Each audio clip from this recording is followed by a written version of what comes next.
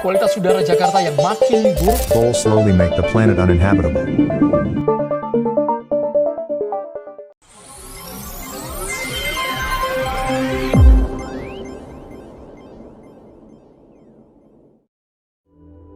Apa itu planetary boundaries? Planetary boundaries adalah batasan terkait lingkungan di mana manusia dapat beraktivitas dengan aman atau disebut juga sebagai kesehatan planet. Konsep ini pertama kali diperkenalkan pada tahun 2009 dan mengalami beberapa kali perubahan hingga tahun 2015 ketika kategori 9 ditambahkan. Ini adalah planetary boundaries dari masa ke masa.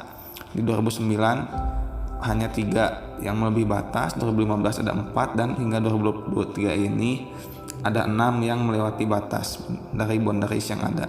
Ada 9 batasan pada planetary boundaries. Yang pertama, climate change atau perubahan iklim. Contoh batasannya yaitu konsentrasi karbon dioksida dalam atmosfer sebesar 350 parts per million, serta kenaikan suhu 1,5 derajat Celcius. Kedua, novel entities. Batasannya adalah tidak banyak entitas baru atau didefinisikan sebagai bahan kimia baru yang meningkatkan resiko kerusakan genetik permanen atau mutasi. Selanjutnya, stratospheric ozone depletion, yaitu konsentrasi minimum ozon sebesar 276 Dawson units. Yang keempat, muatan aerosol atmosfer yang memengaruhi sistem sirkulasi atmosfer global. Yang kelima, ocean acidification atau pengasaman laut. Tingkat keasaman harus di bawah batas agar tidak membahayakan organisme laut karena dapat mengurangi ion karbonat yang diperlukan karang untuk tumbuh. Kemudian, biochemical flows atau perubahan siklus biokimia. Batasnya yaitu penambahan nitrogen dan fosfor tidak menyebabkan degradasi ekosistem. Namun, keduanya sudah melebihi batas sejak 2015. Selanjutnya, penggunaan air tawar dibatasi sebesar 4.000 km kubik per tahun sebagai ambang batas global. Perubahan sistem lahan membatasi agar ekosistem alami terjaga serta mengurangi deforestasi dan konversi habitat.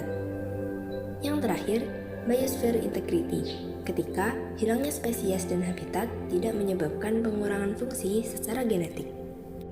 Hubungannya dengan polusi penyebaran udara. Yang pertama, adanya penurunan ozon. Penurunan ozon ini meningkatkan radiasi UV pada permukaan bumi. Kemudian adanya kepadatan aerosol atmosfer. Aerosol atmosfer ini menyebabkan polusi udara yang parah dan berdampak pada kesehatan. Kemudian adanya juga peningkatan emisi CO2 yang menyebabkan pemanasan global dan perubahan iklim yang sangat ekstrim.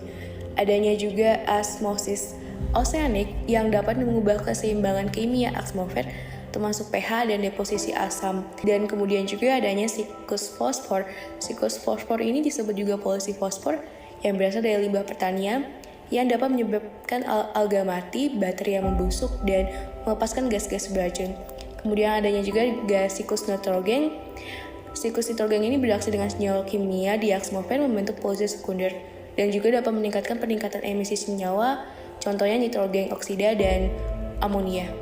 Stakeholders memiliki berbagai inovasi yang dapat mereka terapkan untuk mengatasi kualitas udara yang buruk dan memperbaiki kondisi planetary boundaries.